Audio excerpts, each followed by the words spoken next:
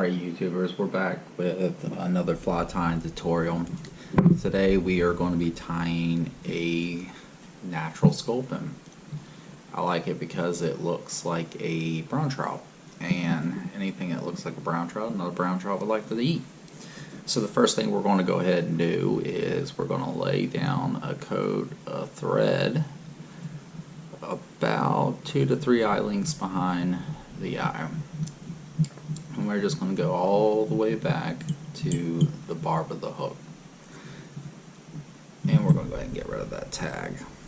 Next step we are going to do is pick out a piece of natural rabbit zonker. So what I like to do is measure it. I measure it from the tip of the tail, and then I do another hook length. So wetting my fingers, I'll separate out the hide, lay it on top, pinch it in, and do a nice pinch wrap. As you notice, I am tying it upside down. This fly will be inverted, so I'm going to do a couple underneath and underneath again. So now that I got that, I can go ahead and rip out some of this, but save some time, I'm going to go ahead and just give it a little bit of a haircut. You can do this before or after, it doesn't matter. I just do it after just because sometimes I change the idea of how long I want to tail. Now I'm going to stretch this, and I am going to cut it just where I started my thread. And my scissors are getting dull. Switch over to Loon's hair scissors. They never fail. Alright, now that I got that in, I'm going to go ahead and secure that down with some more wraps of thread.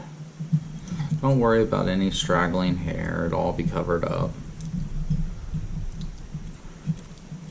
So now that I got that tightened down, you are tying the rabbit zonker upside down. So now that I am done with that, what I'm going to do is rotate my vise. If you do not have a rotary vise, I do recommend to go ahead and take the hook out at this point and flip your hook upside down.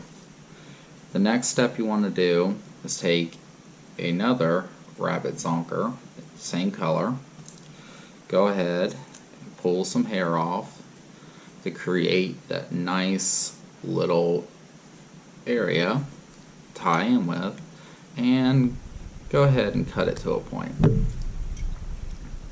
Now you're going to take your thread and you're going to go ahead and wrap back to where you want the tie in at.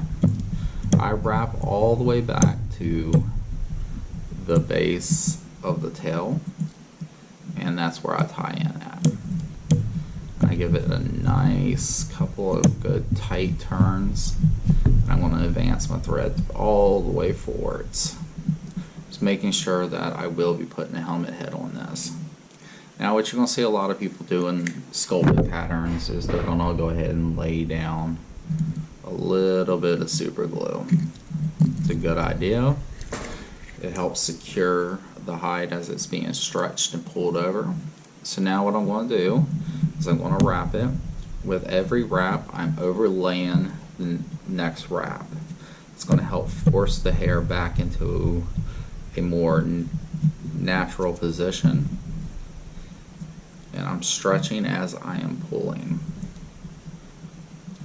So I'm going to keep doing this all the way forwards. And I am continuously stroking the hair back. And once I get to where I tied in at, I'm going to go ahead and tie that off. So now that it's tied off, I'm going to go ahead and secure that down. So I'm going to go ahead and take a pair of scissors, trying to be careful not to cut my thread, and I'm going to go ahead and cut that off. And then I'm going to do a few more wraps to kind of clean up that head a little bit. Alright, at this point you can tell it looks kind of like a fuzz. That's completely fine. Just stroke things back. And what you're going to do next, if you have it, is a hairdryer.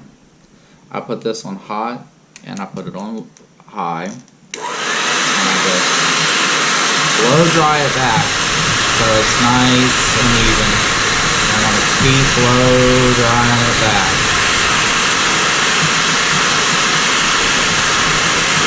So I'm stroking the fibers as I blow it back, kind of get them out of the way. And as you can tell, it kind of lays some of that fiber down. Alright, so my next step is I am going to pick out from a Hungarian partridge, which you can pick out at most fly shops. Nice little bird to have. And I am going to take out 2 feathers, one from each side of the wings. So I'm going to pick from opposite wings. And as you can tell, they're generally the same size. I done plucked off the bottom of the feather and got it to about where I want it. So what I'm going to do with this is I'm going to take it and I'm going to splay it apart so they're facing away from each other. I'm going to slide this down together onto my fly and I'm going to tie it in with a loose wrap. I do loose wraps with this so I can adjust it, move things around as I see, get it to where I want it to be. Then I'll hold it tight and go ahead and finish it. With these feathers you can go ahead and kind of wiggle, break them free sometimes. As you can tell, they break free pretty easily. And I'm going to go ahead and clean up that head. I'm going to keep building a little ball in front of my skin, and this takes a little bit of thread. You don't have to do this. I find it securing the helmet a little easier. Just keep building it up. Alright, at this point I'm going to go ahead and whip finish it off. So I'm going to take my whip finisher and I'm going to do 1, 2, 3, 4 whip finishes. Pull it nice and tight, take a pair of scissors and snip that free. And I'm going to pull out any hair that I may have trapped. Next step you want to do is take some super glue or Loctite and go ahead and put some on top of the thread. Take a bodkin and spread it evenly throughout the thread. And now you're ready for your head. Take your Sculpin head and slide it right over top of that fly. And the blow dryer method will work several times in several different ways. So while the super glue is drying, I now rotate my vise and I take a pair of scissors and kind of give it a little haircut. Kind of go back through, trim up the bottom, making the bottom nice and flat.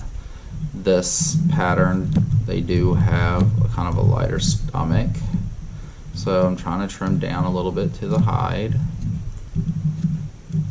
and brush it off. Now I am going to take my hair dryer and blow it back some more. Now the whole time you are blowing this down, you are trying to get this down and out of the way.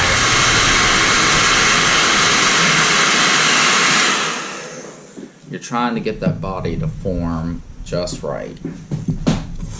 So it's turning out okay. It's turning out the way I like it. Tail's giving me a little bit of a fuss, but it'll work out once you get it out of the vise and wet your fingers. Sometimes it does help to go ahead and wet your fingers and push it back. So now I got the zonker on, got the zonker head on. The next step is to get a pair of eyes that come with the zonker pack. I mean the Sculpin pack. Here it is. A Sculpin helmet head, and it does come with a nice set of eyes. So I like to rotate my vise so one of my eyes is facing up. I take a little bit of Loctite and I drop it down into the eye socket. Then picking one of the eyes off of the fly, I take it and put it at the nose and slide it into the eye socket. With my bodkin, I come up and push it down. And then I will repeat the step for the next side. Just a little bit of super glue. And I'm going to take some of my eyes, I'll put it in, get my bodkin, and move it into place. And then push it down. Now I got my eyes secured on there. Now what I want to do now is use some Loon UV clear fly finish, thick, and I'm going to go ahead and coat this entire head with some UV clear finish. Now what I do is I take my bodkin and I spread it throughout the whole head. Just the top part. You don't need the bottom to be all cleared up. And I'm spreading it. Trying to make it nice and even.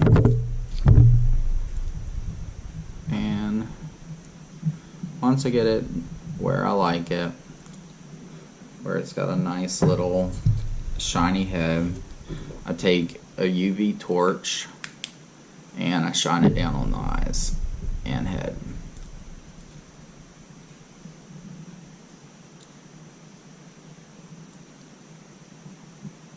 It only takes about 10-15 seconds.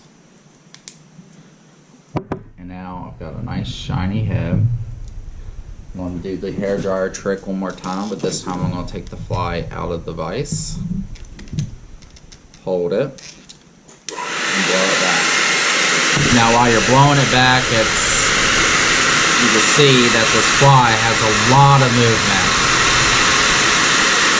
And that's generally what you're looking for. You're looking for a lot of movement in a fly. Movement is life. So, as you can tell, this fly is fluffy. When it gets wet, it will stroke back, and what you have at the end is a Sculpin. When it gets wet, you can jig it through the water, let it sit on the bottom, yank it up. As you can tell, the hook does ride up, and it gives you that nice little telling action. Once again, I'd like to thank you for watching Life by the Fly, and I want to ask you to like and subscribe. Tomorrow I'll be tying a guide's choice. One of my all-time favorite patterns. When nothing else is working, I generally will throw that fly on.